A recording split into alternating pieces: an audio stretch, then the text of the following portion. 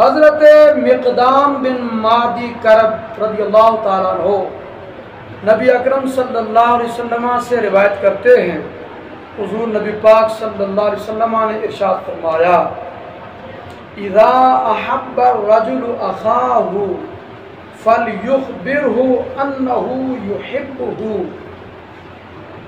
فرمایا کہ جب کوئی آدمی اپنے کسی بھی مسلمان بھائی سے محبت کر رہا ہو تو اسے چاہیے کہ اسے آگاہ کر دے کہ میں تجھ سے محبت کرتا ہوں۔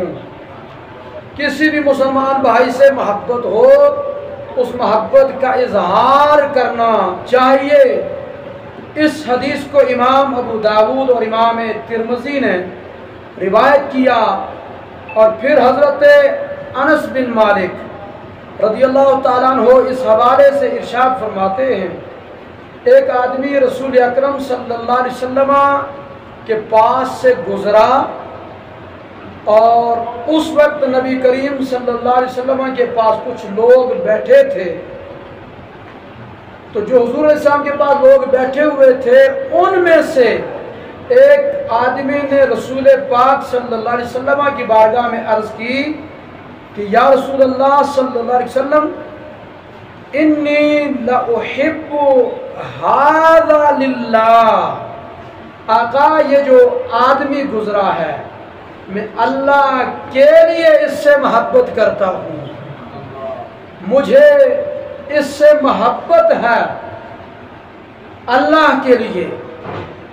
جب یہ بات حضور نبی کریم صلی اللہ علیہ وسلم کی بارگاہ میں اس آدمی نے عرض کی، فقال النبی صلی اللہ علیہ وسلم اعلمتہ، حضور نے فرمایا کیا تو نے اس آدمی کو خبردار کیا ہے کہ میں تیرے ساتھ اللہ کے لیے محبت کرتا ہوں؟ قال لا، عرض کی آقا میں نے آج تک اس کو نہیں بتایا۔ قال، حضور علیہ السلام نے ارشاد فرمایا، قم الیہ فاعلمہ، اٹھو اور اس کو جا کر بتاؤ کہ میں تجھ سے محبت کرتا ہوں اللہ کے لیے۔ فقام الیہ فاعلمہ، حدیث پاک کے الفاظ ہیں کہ وہ آدمی وہاں سے اٹھے اور اپنے محبوب شخص کو جا کر بتایا کہ میں تجھ سے اللہ کے لیے محبت کرتا ہوں۔ جب اپنی محبت کا اظہار کیا اس آدمی کے سامنے، اس شخص نے آگے سے جواب میں کہا، احبک الذی احببتنی لہ، جس ذات کی رضا کے لیے تو نے مجھ سے محبت کی ہے وہ ذات تجھ سے بھی محبت فرمائے۔ قال، حضرت انس بن مالک رضی اللہ عنہ فرماتے ہیں، ثم رجع، پھر وہ شخص حضور کی بارگاہ میں حاضر ہوئے، واپس لوٹ کر آئے تو فسألہ النبی صلی اللہ علیہ وسلم، حضور علیہ السلام نے پوچھا ہاں کیا بنا، بتایا ان کو؟ فأخبرہ بما قال، اس صحابی نے حضور کی بارگاہ میں عرض کی، وہ ساری بات بتائی جو آگے سے جواب میں سنی کہ وہ ذات جس کے لیے تم مجھ سے محبت کرتا ہے وہ ذات تیرے ساتھ بھی محبت کرے۔ تو جس وقت یہ بات حضور کو سنائی، فقال النبی صلی اللہ علیہ وسلم، انت مع من احببت ولک ما احتسبت، حضور نبی پاک علیہ السلام نے ارشاد فرمایا تو اسی کے ساتھ ہوگا جس سے تو محبت کرتا ہے، جس سے تو محبت کرتا ہے تیرا حشر اسی کے ساتھ ہوگا، اور جس نیت کے ساتھ تو نے ان سے محبت کی اس نیت کا صلہ تجھے ضرور ملے گا۔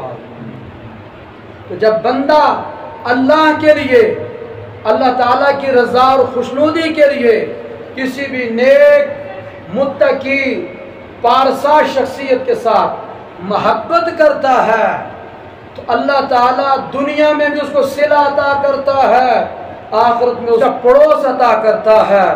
اور جامع ترمذی کی روایت میں یہ الفاظ ہیں، المرء مع من احب ولہ مکتسب، کہ آدمی اسی شخص کے ساتھ ہوگا جس سے وہ محبت کرتا تھا دنیا میں، اور جو کچھ دنیا میں عمل کیا اس کا صلہ اس کو ضرور ملے گا۔ اور حضرت ابو سعید خدری رضی اللہ تعالی عنہ ارشاد فرماتے ہیں کہ انہوں نے نبی اکرم صلی اللہ علیہ وسلم کو یہ فرماتے ہوئے سنا۔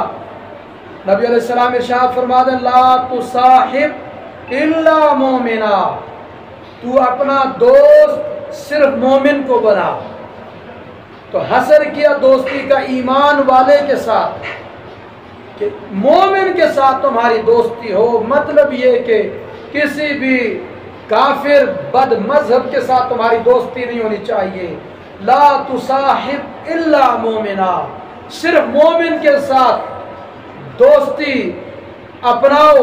اور ولا یاکل طعامک الا تقی، تمہارا کھانا صرف متقی کھائے۔ یعنی جب تم نے ضیافت کرنی ہے تو متقی اور پرہیزگار کو ترجیح دو، دعوت کے اندر متقی کو ترجیح دو کہ تمہارا کھانا متقی اور پرہیزگار کھائے۔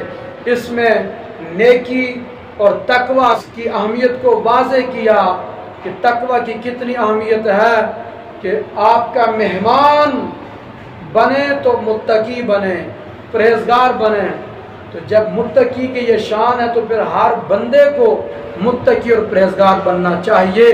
یہ حدیث پاک امام ترمذی، امام ابو داود اور امام دارمی رحمۃ اللہ تعالی علیہم نے روایت فرمائی۔ اور پھر اگلی حدیث پاک رسول اکرم صلی اللہ علیہ وسلم کا فرمان، حضرت سیدنا ابو ہریرہ رضی اللہ تعالی عنہ نے روایت فرمایا کہ المرء علی دین خلیلہ، آدمی اپنے دوست کے دین پر ہوتا ہے۔ تو فلینظر احدکم من یخالل، تم میں سے ہر بندہ یہ غور کرے وہ کس کو اپنا دوست اور خلیل بناتا ہے، کیونکہ دوست کا رنگ دوست پر چڑھتا ہے۔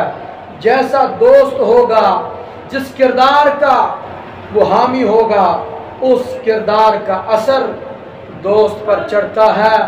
تو اگر دوست برا ہے تو اس سے بچنا ضروری کہ بندہ برا بن جائے گا۔ اگر دوست اچھا ہے تو اس کے ساتھ دوستی لگائیں کہ وہ اس کی دوستی، اس کا اچھا پن آپ کو اچھا بنا دے گا۔